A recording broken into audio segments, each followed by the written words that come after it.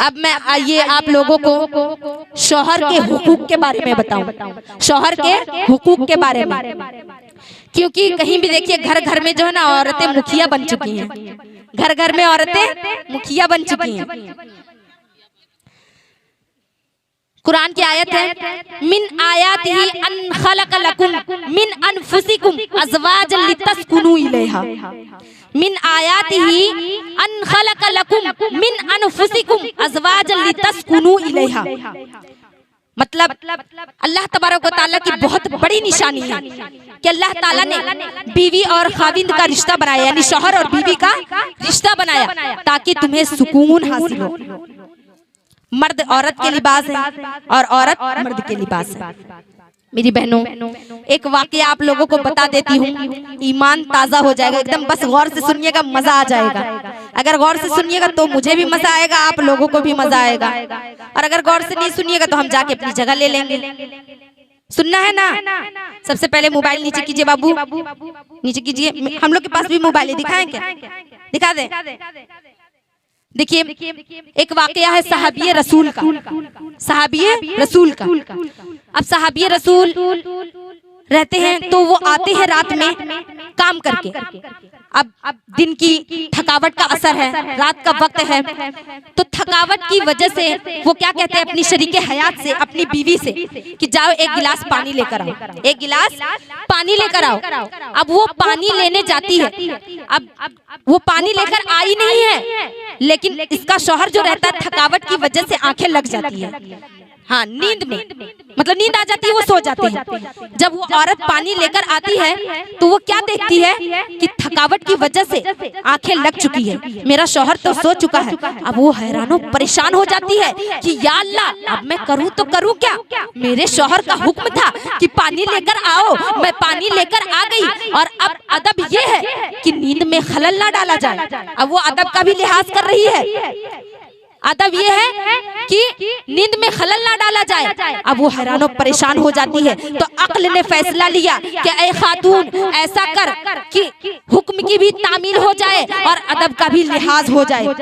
मेरी बहनों, उस औरत ने क्या किया ये तो मैं बताऊंगी, लेकिन चीरो महुआ वाली क्या पूरी दुनिया वाली औरतें आजकल क्या करती हैं, अगर किसी का शौहर पानी मांग लिया और अगर वो पानी लेकर आई, अगर उसका शौहर सो गया ना तो क्या करेगी पता है, झिंझोड़ कर उठाएगी, उठ उठ उठ, और क्या कहेगी कि पानी मांगकर सोने की क्या जरूरत थी, और अगर सोना ही था तो पानी क्यों मांगे, या तो फिर गुस्से से पानी रखकर बिस्तर इस्तराहत पर चली जाती, यानी आराम करने चली जाती।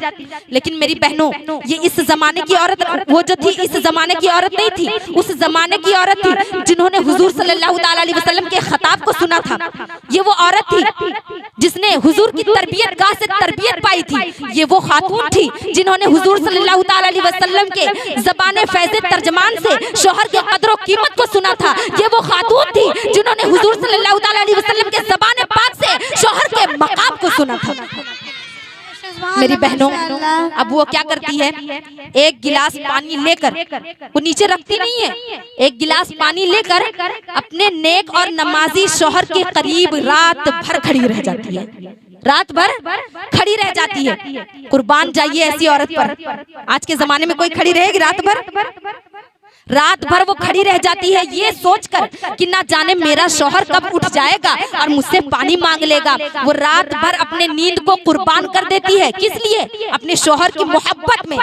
आजकल आप लोग मोहब्बत करती हैं अपने शौहरों से, वो अपने शौहर के मोहब्बत में पूरी रात जो है नींद को कुर्बान कर देती है ये सोचकर कि ना जाने कब मेरा शौहर उठ जाएगा और मुझसे पानी मांग लेगा।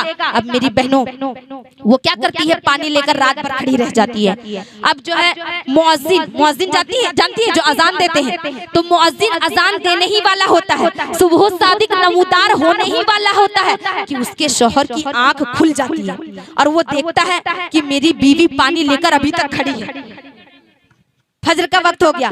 जानती है उसका शौहर एकदम खुश हो जाता है और खुशी से मचल कर कहता है कि ऐ बीवी। मेरी बहनों, अब उसका शौहर खुश हो जाता है ये सोचकर कि मेरी बीवी रात भर मेरे लिए पानी लेकर खड़ी रह गई। अब वो खुशी से मचल कर कहता है कि ऐ बीवी, ऐ शरीके हयात, आज तू मांग क्या मांगती है, आज तू तलब कर क्या तलब करती है। वो कह रहा है कि आज तू है वो दूंगा। अब उसकी बीवी कहती है कि ऐ मेरे सरताज, वाकई में आप मुझे दोगे जो मैं मांगूंगी? तो उसका शौहर कहता है आज तू मांग कर तो देख। वो एकदम खुश था, आज तू मांग कर तो देख।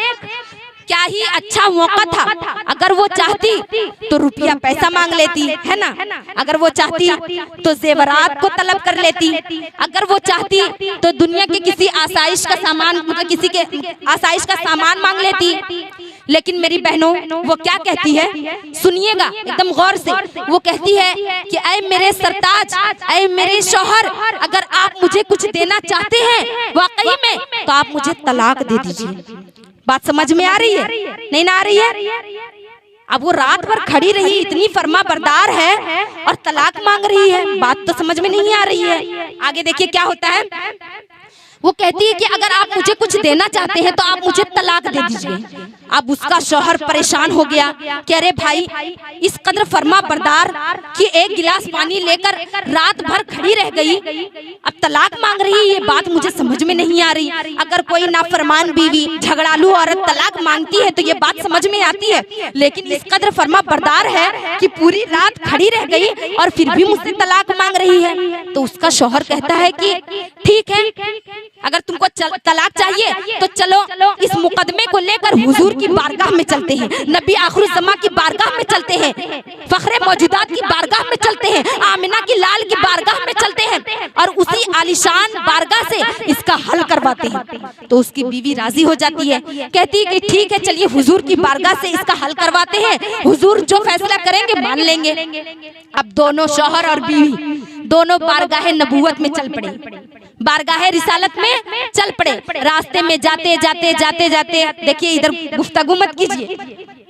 अब रास्ते में जाते जाते जाते जाते शौहर के पैर में जो है मतलब पैर ना ठोकर लग जाती है, शौहर को ठोकर लग जाती है, और जब ठोकर लगती है तो उसका पैर जो है शदीद जख्मी हो जाता है, उसको तकलीफ होने लगती है।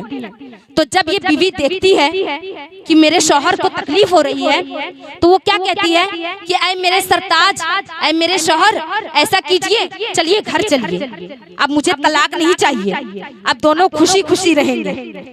तो अब वो शौहर कहता है कि अभी तक तो तुम मुझसे तलाक मांग रही थी, इस मुकदमे को हुजूर की बारगाह में लेकर जा रही थी, और जब ये मुझे ठोकर लगी, मेरा पैर शदीद जख्मी हो गया, तो अब तू कहती है कि घर चल, मुझे तलाक नहीं चाहिए। आखिर बात क्या है, आखिर वजह क्या है, मुझे बता तो सही। उसका शौहर कहता है। तो वो औरत क्या कहती है कि अल्लाह के रसूल सल्लल्लाहु ताला अलैहि वसल्लम का फरमाने आलिशान है कि अल्लाह जिस बंदे से भलाई का इरादा फरमाता है तो उसको कुछ ना कुछ मुसीबत आती रहती है।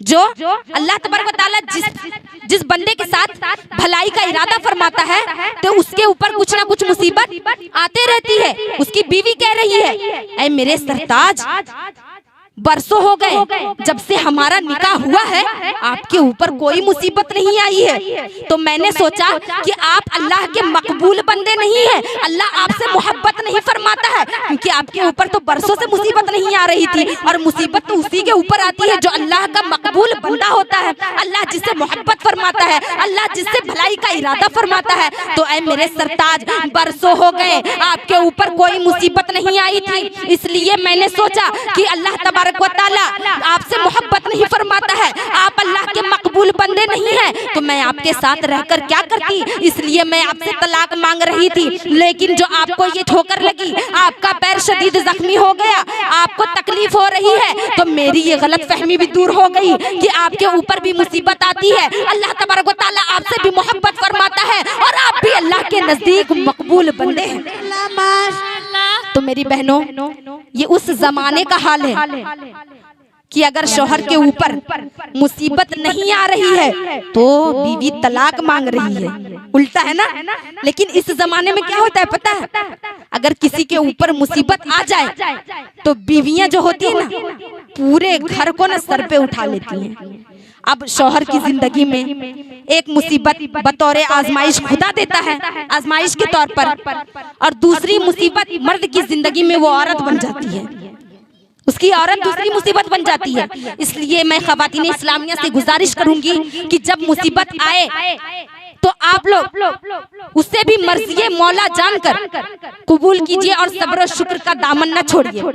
और अगर जिसका शौहर मुसीबत में गिरफ्तार है, तंग दस्ती का शिकार है, तो आप ऐसे हालत में अपने शौहर का साथ न छोड़िए, दोनों मिलकर दुआएं कीजिए और मुसीबतों का सामना कीजिए। मचल कर कह दीजिए सुभान अल्लाह, या रसूल अल्लाह, या